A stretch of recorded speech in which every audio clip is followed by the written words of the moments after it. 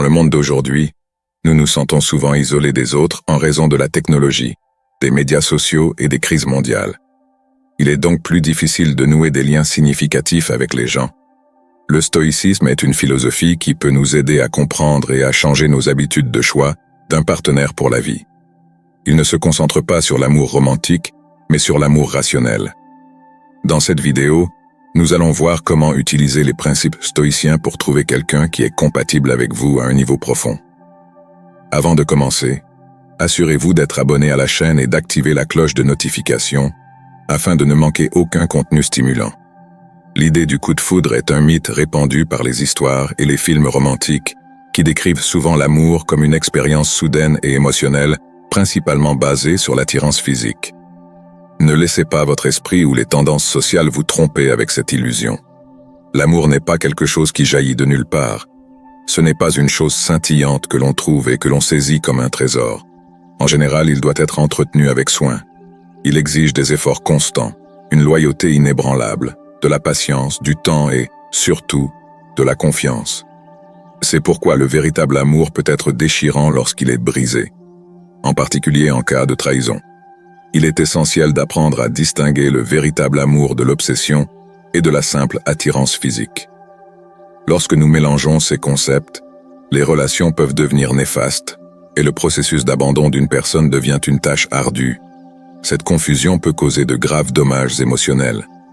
Le véritable amour, dans sa forme la plus pure, est une question de compréhension, d'engagement et d'appréciation de la personnalité et de la valeur de l'autre personne.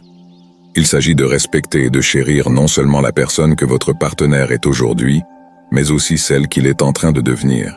C'est le cœur d'une relation historique et de toute relation saine et amoureuse. Vos relations sont essentielles à votre bonheur et à votre bien-être. N'oubliez pas que l'amour n'est pas seulement pour votre partenaire, mais aussi pour vous-même. Aimer quelqu'un signifie vraiment le respecter autant que vous vous respectez vous-même. Vous méritez une relation qui vous valorise tous les deux de manière égale. Ne vous sacrifiez pas pour quelqu'un qui ne vous rend pas l'appareil. Vous devez préserver votre valeur personnelle, vous apprécier et savoir quand passer à autre chose. C'est essentiel pour garder un cœur sain, même si cela fait mal. Si vous êtes malheureux et que votre partenaire continue à vous faire du mal malgré vos efforts de communication, la douleur ne fera que durer et vous perdrez peu à peu votre estime de vous-même. Alors, aimez-vous, respectez-vous et apprenez à lâcher prise lorsque c'est nécessaire. N'oubliez pas non plus que le temps peut guérir les blessures les plus graves. Vous aurez peut-être des cicatrices, mais elles ne seront pas éternelles. Et n'oubliez pas que vous ne pouvez pas changer les autres. Vous ne pouvez pas motiver quelqu'un à changer s'il ne le veut pas. Si vous vous trouvez dans une telle situation, je vous suggère de suivre les principes du stoïcisme. Ne vous attardez pas sur ce que vous ne pouvez pas contrôler. Regardez devant vous avec confiance et laissez derrière vous tout ce qui ne vous rend pas heureux. Vous êtes plus que vos émotions et sentiments temporaires. Vous avez le choix de la façon de réagir à une rupture. Vous pouvez choisir de rester positif, de tirer des leçons de cette expérience et de poursuivre votre chemin avec plus de sagesse. Vous êtes peut-être curieux de savoir comment trouver le partenaire idéal. Une erreur fréquente, surtout chez les hommes, est de donner trop d'importance à l'apparence physique. Je ne veux pas dire que l'attirance physique est insignifiante. C'est certainement un facteur clé dans l'équation des relations, un élément essentiel pour la survie de notre espèce. Cependant, la beauté physique est temporaire et ne devrait pas être votre principal critère dans la recherche d'un partenaire. La jeunesse et la beauté physique diminuent, et si votre relation n'est basée que sur ces aspects, vous finirez par douter à l'avenir lorsque la beauté s'estompera. Recherchez un lien qui transcende la surface, un lien qui traverse le temps, qui reste fort et vivant malgré les années. Ne soyez pas obsédé par la recherche de la personne physiquement parfaite qui correspond aux normes actuelles. Dirigez plutôt votre énergie vers un partenaire de vie qui excelle par son intelligence, une personne qui peut être votre meilleur ami, un conseiller fiable, un soutien constant dans les moments difficiles. Cherchez quelqu'un avec qui vous vous sentez à l'aise pour fonder une famille et avec qui vous vous sentez en confiance pour avoir des enfants. Ce conseil est universel et s'applique aussi bien aux hommes qu'aux femmes. En vous concentrant uniquement sur l'apparence, vous restreignez vos choix et vous fermez des portes à des possibilités potentielles.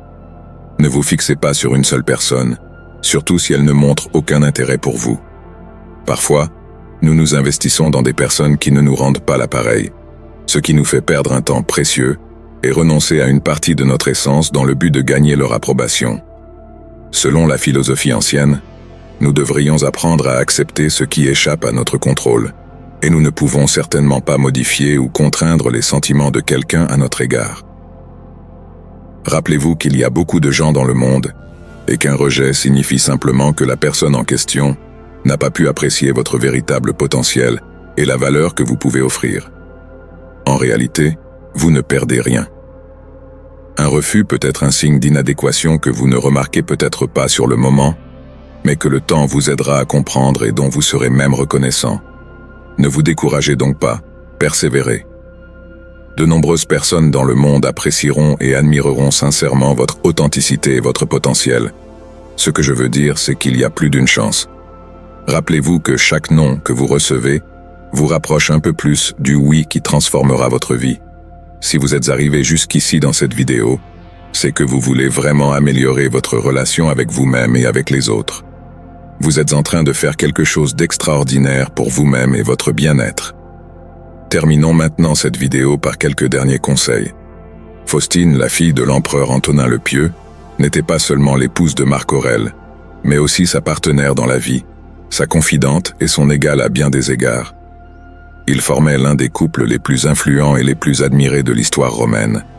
Ils partageaient un lien profond qui transparaissait dans leurs lettres et leurs décisions communes. Ils ont vécu selon les principes historiques qu'ils appréciaient et suivaient dans leur vie. Ils incarnaient les 4 vertus cardinales du stoïcisme: la tempérance, la justice, le courage et la sagesse. Ils ont également fait face aux épreuves ensemble, gardant leur sang-froid et leur raison face à la tourmente politique et personnelle.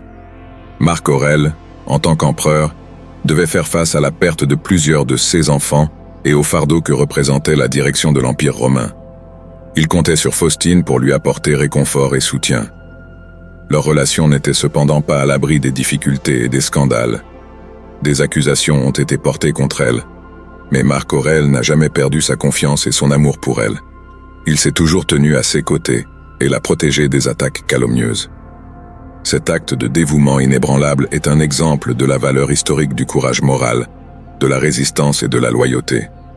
L'amour n'est pas un sentiment mais une décision d'être loyal, fidèle, et de soutenir notre partenaire, une décision que Marc Aurèle et Faustine ont prise lorsqu'ils se sont mariés l'un à l'autre, bien qu'ils soient cousins et anciens frères et sœurs d'adoption. Ils n'ont pas fondé leur amour sur l'apparence ou la richesse, mais sur la vertu, l'honnêteté et la camaraderie. C'est le genre d'amour qui traverse l'histoire. Êtes-vous d'accord avec cette vision de l'amour? Faites-le moi savoir dans les commentaires ci-dessous. Si vous ne savez pas quoi commenter, vous pouvez simplement écrire « Je mérite d'être aimé et d'aimer ». Et s'il vous plaît, abonnez-vous à la chaîne et donnez à cette vidéo un pouce en l'air pour nous aider à atteindre plus de personnes en quête de sagesse. Merci d'avoir regardé cette vidéo. À la prochaine fois.